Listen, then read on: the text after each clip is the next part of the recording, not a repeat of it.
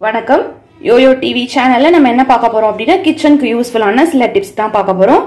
வாங்க பார்க்கலாம். அதுல ஃபர்ஸ்ட் டிப் என்ன அப்படினா முருங்கைக்காயை எப்படி ஸ்டோர் பண்ணலாம் அப்படிங்கறத பத்தி தான் பார்க்க போறோம். இப்ப முருங்கைக்காயை வாங்குனோனே அப்படியே வெளியவே போட்டு வச்சிராம நம்ம எப்படி ஃப்ரிட்ஜ்ல ஸ்டோர் பண்ணலாம் அப்படிங்கறத பத்தி பார்க்கலாம்.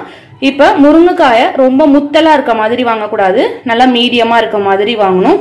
முறுக்கி பார்த்து வாங்குங்க அப்படின்னு சொல்லுவாங்க முருங்கைக்காயை. அது போல ட்ரை பண்ணி பாருங்க. இப்ப முருங்கைக்காயை எப்படி ஸ்டோர் பண்ணலாம் அப்படிங்கறது சொல்றேன் பாருங்க. இப்ப பெரிய முருங்கைக்காயை அப்படியே ஃப்ரிட்ஜ்ல வச்சோம் அப்படின்னா, எதுவுமே மூடாம ஃப்ரிட்ஜ்ல வச்சோம் அப்படின்னா அது வாடி வதங்கின மாதிரி போயிடும். அதுக்காக நம்ம இப்ப இன்னைக்கு வாங்கணும் அப்படின்னா ஒரு 2 days 3 days கழிச்சு செய்யறோம் அப்படின்னா நம்ம குட்டி குட்டி பீஸா போட்டு வச்சோம் அப்படின்னா ரெண்டு ஓரங்கள், அதாவது இந்த சைடு ஓரங்கள்லயும் இந்த சைடு ஓரங்களையும் காஞ்ச மாதிரி போயிடும்.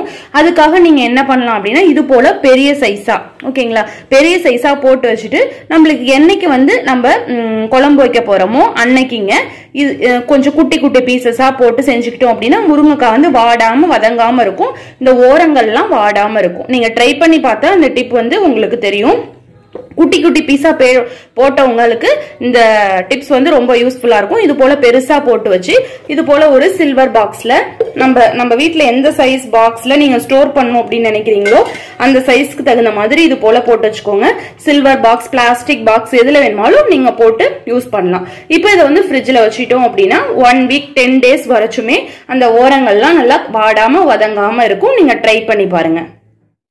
டிப் நம்பர் 2, இப்போ கோதுமை மாவை இப்போ 4 கிலோ 5 கிலோ இது மாதிரி வாங்கி ரைஸ் மில்ல அரைச்சி நம்ம ஸ்டோர் பண்றோம் அப்படின்னா கடைசியா ஆகுற டைம்ல நம்மளுக்கு வண்டு புழு பூச்சி அது மாதிரி வந்துடும் இல்லைங்களா?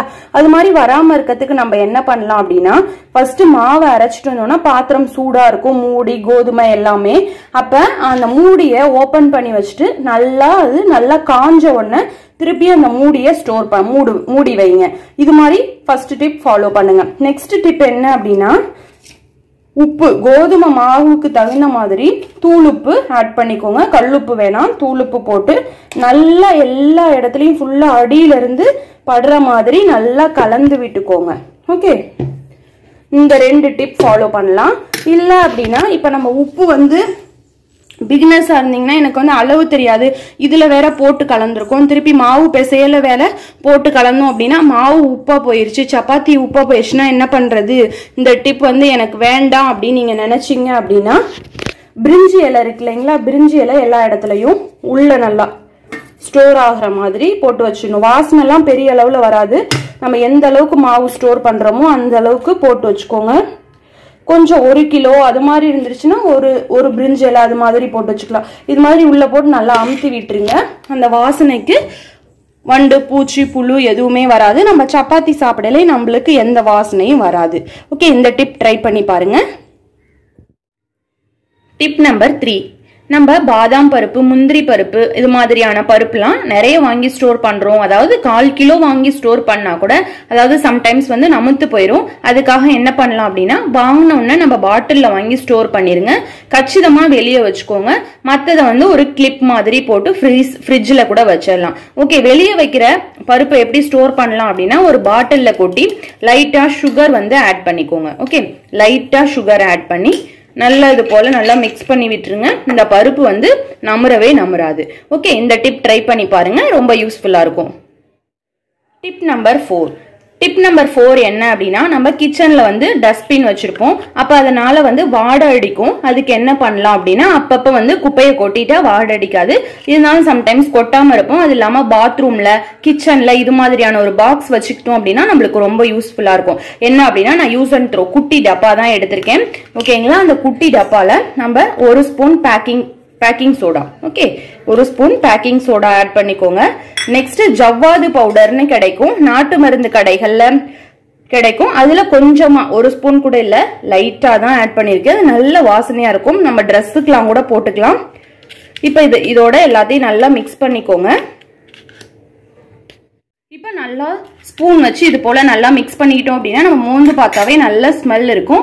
நீங்க ட்ரை பண்ணி பாருங்க. இப்ப என்ன பண்ணலாம் அப்படின்னா இதுக்குரிய அந்த மேல் மூடி இருக்கும் இல்லைங்களா? அந்த மேல் மூடியில லைட்டா கொஞ்சம் ஓட்டை மாதிரி போட்டுக்கலாம். ஓட்டை போட்டுட்டோம் அப்படின்னா அந்த வாசனை வந்து வெளியே வந்துட்டே இருக்கும். ஸ்டவ் ஆன் பண்ணிக்கோங்க. இது போல அந்த பணியாரம் திருப்போம் இல்லைங்களா, அது இருந்துச்சு அப்படின்னா இது போல நல்லா ஹீட் பண்ணிட்டு இப்ப இந்த மூடியில அது போல அப்படியே எங்க நம்மளுக்கு தேவையான இடத்துல ஒரு லைட்டா ஒரு ஓட்டை போட்டுக்கோங்க. சூடு பண்ணிட்டோம் அப்படின்னா ஈஸியா போயிடும். ஒரு 4-5 ஹோல்ஸ் இருந்தாவே போதும். ஓகே, இப்ப இது போல ஹோல்ஸ் போட்டுக்கோங்க. இப்ப இந்த மூடி போட்டு மூடிடலாம். இந்த ஹோல்ஸ்லயே நல்லா வாசனை வரும். இல்ல வாசனை வரலன்னா இன்னும் கொஞ்சம் ஜவ்வாது பவுடர் ஆட் பண்ணிக்கோங்க. ஓகேங்களா? இப்ப அது வந்து 1 வீக் ஒன்ஸ் வந்து இந்த ஜவ்வாது பவுடர் மட்டும் கொஞ்சம் கூடுதலா ஆட் பண்ணிட்டா போதும்.